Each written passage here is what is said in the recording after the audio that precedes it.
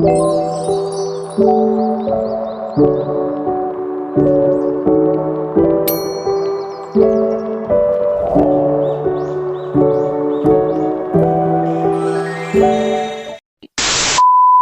Pemimpin termasuk masa Daulah Ayyubiyah.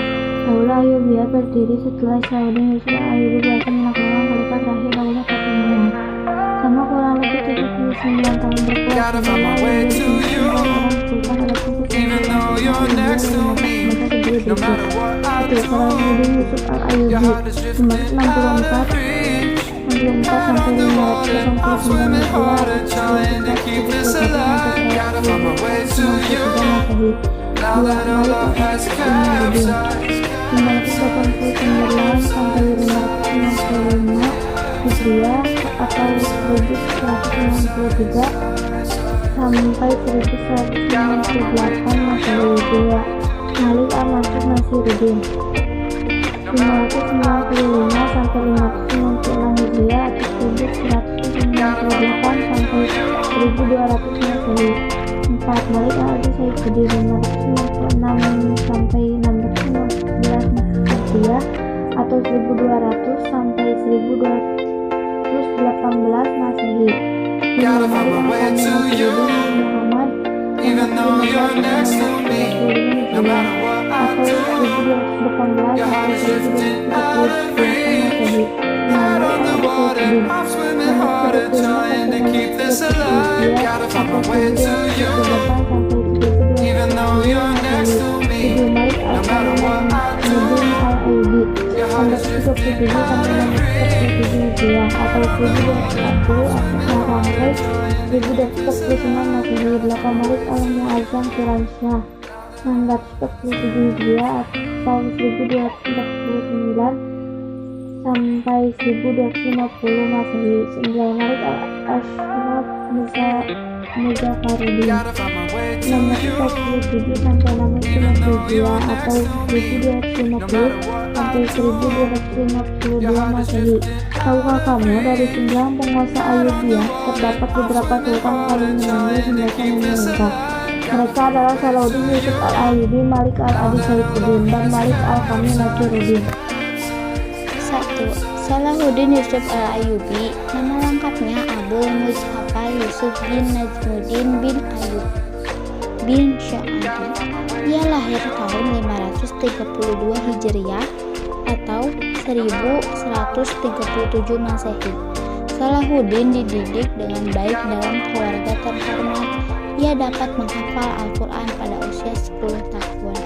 Dalam diri Salahuddin tampak tanda-tanda kecerdasan dan kegeniusan. Selain itu, ayah dan pamannya Asaduddin Sirkuh juga mengajarkan ilmu kesatriaan, berenang, bela diri, dan seni perang.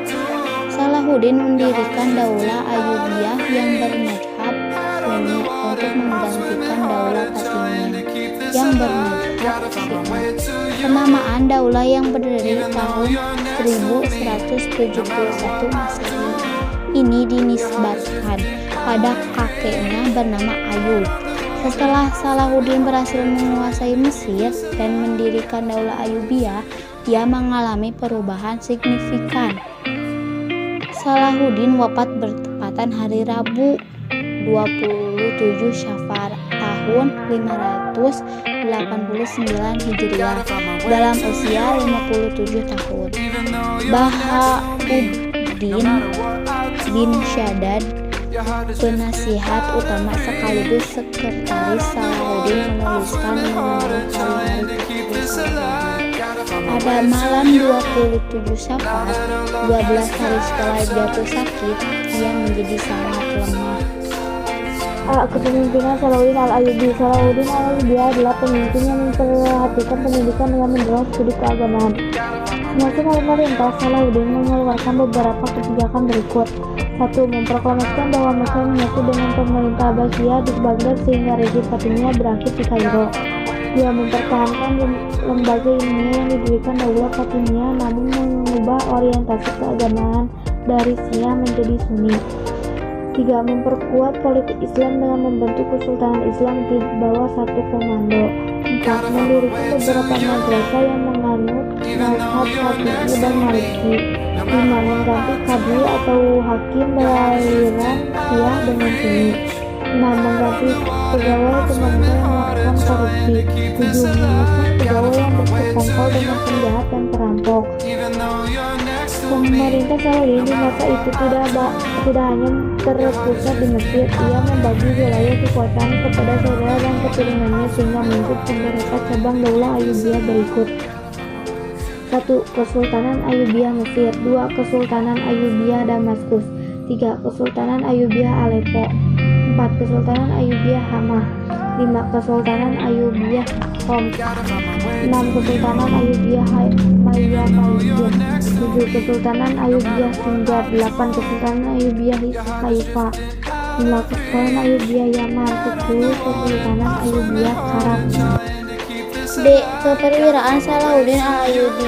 Kekuatan militer masa pemerintahnya dikenal tangguh karena diperkuat pasukan barbar Turki dan Afrika. Ia juga membangun sebuah benteng pertahanan bernama Qal'atul Jabal tahun 1183 Masehi di Kairo. Terdapat dua peristiwa besar yang menunjukkan keperwiraan Salahuddin, yakni Perang Salib dan penaklukan Yerusalem. 1. Perang Salib. Apa yang kamu ketahui tentang Perang Salib? Perang Salib terjadi sejak tahun 491 sampai 692 Hijriah atau 1097 atau 1292 Masehi. Pertempuran ini dilakukan umat Kristen Eropa untuk membebaskan Palestina, khususnya kota suci Yerusalem dari kekuasaan umat Islam serta untuk mendirikan gereja dan kerajaan Latin di timur. Perang ini berlangsung kurang lebih selama 200 tahun, terdiri atas 7 gelombang yang menyebabkan jutaan orang gugur, baik dari pihak Islam maupun Kristen. Mengapa dinamakan Perang Salib? Dinamakan demikian karena setiap orang Eropa yang ikut bertempur dalam pertempuran memakai tanda salib pada bahu, berencana, dan panji-panji mereka. Perang Salib adalah pertempuran yang dilakukan umat Kristen Eropa dengan mengerahkan umatnya secara terorganisasi yang bersifat militer dan menurut mereka.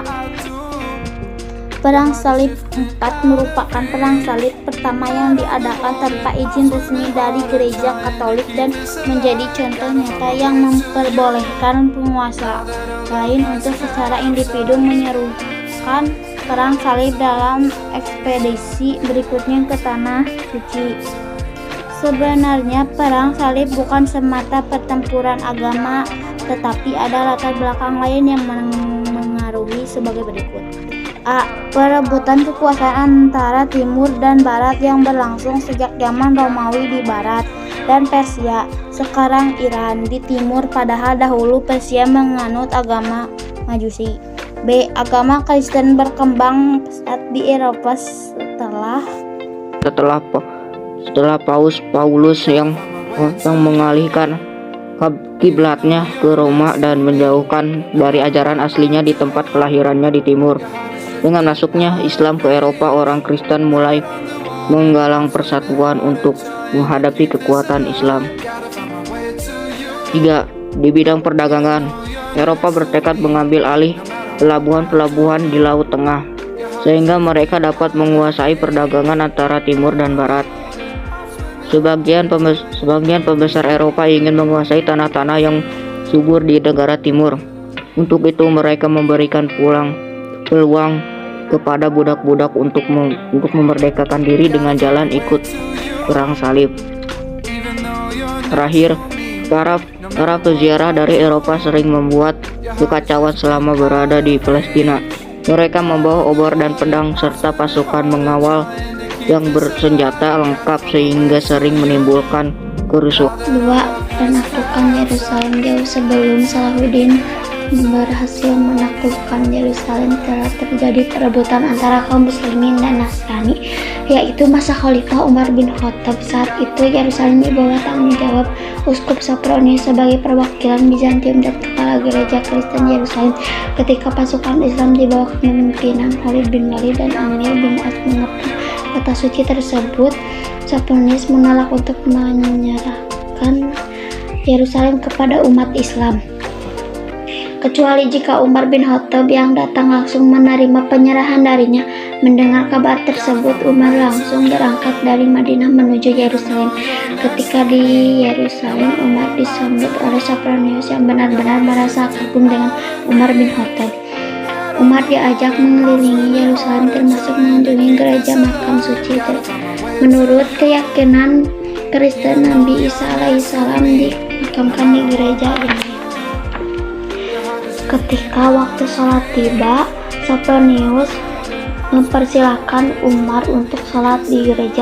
Namun Umar menolaknya sebagai perbandingan 23 tahun sebelum Yerusalem ditaklukkan umat Islam di bawah kepemimpinan Umar bin Khattab. Wilayah Bizantium ini pernah ditaklukkan oleh Persia. Kejadian serupa terjadi ketika Yerusalem dikuasai umat Islam ditaklukkan pasukan salib tahun 1099 Masehi pada Perang Salib I. Dalam perang salib, pasukan salib terdiri atas 3 bagian. Bagian kepala pasukan hospitaler.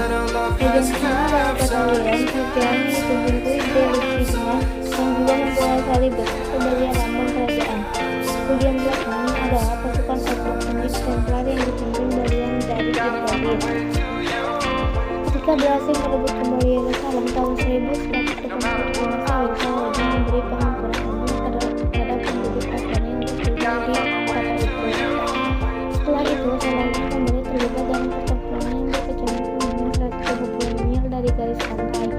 Akhirnya Raja Inggris itu kalah dan mengajukan permintaan damai yang diterima oleh Sultan. Raja Richard menyadari bahwa lanjutkan perjuangan pada bulan dalam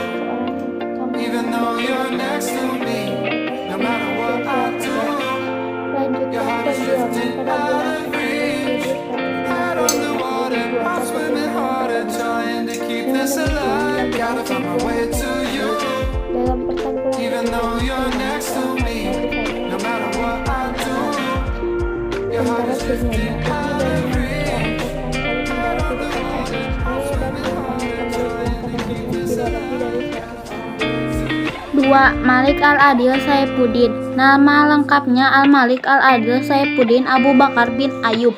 Ia putra Najmuddin Ayub dan saudara muda Salahuddin. Yusuf Al-Ayyubi Sultan Al-Adil naik tahta setelah Salahuddin wafat tahun 1193 Masehi. Setelah kematian Al-Aziz Al-Afdal berusaha menduduki jabatan sultan, akan tetapi Al-Adil beranggapan bahwa ia tidak pantas menduduki jabatan tersebut. Akhirnya terjadi pertempuran di antara keduanya yang dimenangkan Al-Adil sehingga menjadi sultan di Damaskus. A. Kepemimpinan Malik Al-Adil Saifuddin. Bagaimana kepemimpinan Sultan Ayyubiyah ini? Al-Adil adalah pemimpin pemerintahan sekaligus pengatur strategi yang berbakat dan efektif. Adapun pengalaman kepemimpinan Al-Adil sebagai berikut. 1. Tahun 1168 sampai 1169 Masehi, ia diangkat menjadi pemimpin pasukan mengikuti ekspedisi ke Mesir. 2. Tahun 1169 sampai 1172 Masehi, ia memerintah Mesir atas nama saudaranya menguasai Syria dan Koptik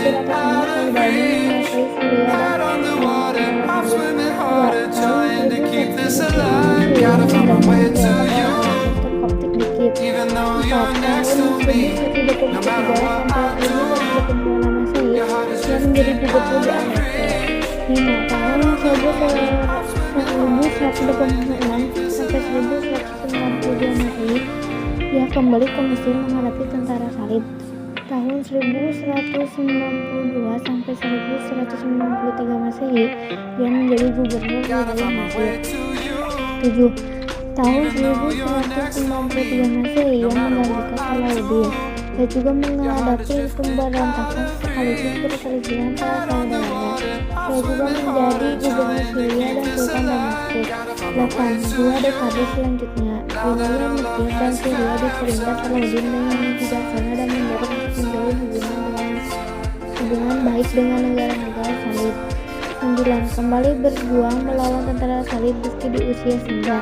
Setelah kabar adanya perang salib 5. Ia kembali berjuang walau telah berusia lanjut dan tetap mempertahankan Mesir dan Palestina. Perwira Malik Al-Adil Saifuddin. Sultan Al-Adil I pernah menjadi pemimpin pasukan ekspedisi militer sang paman Asaduddin Shirkuh ke Mesir antara tahun 1168 sampai 1169 Masehi.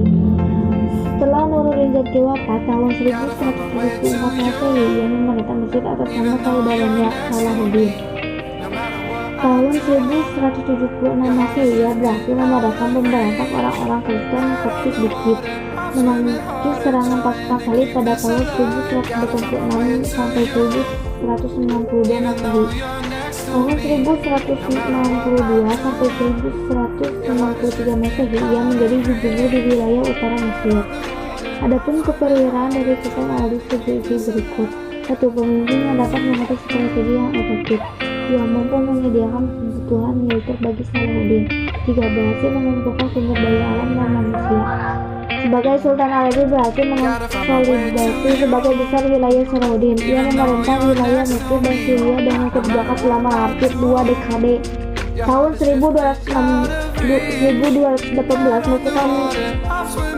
pasukan Salib merebut sebagian kecil wilayah Sungai Nil. Al-Adil bersiap untuk berjuang mempertahankan Mesir dan Palestina. Meskipun saat itu beliau telah berusia lanjut, di tengah persiapan tempur, Al-Adil jatuh sakit dan meninggal dunia. Setelah wafat, Al-Adil digantikan putranya yang bernama Al-Kamil. 3. Malik Al-Kamil Nasiruddin. Nama lengkapnya Malik Al-Kamil Nasiruddin Abu Al-Mali Muhammad.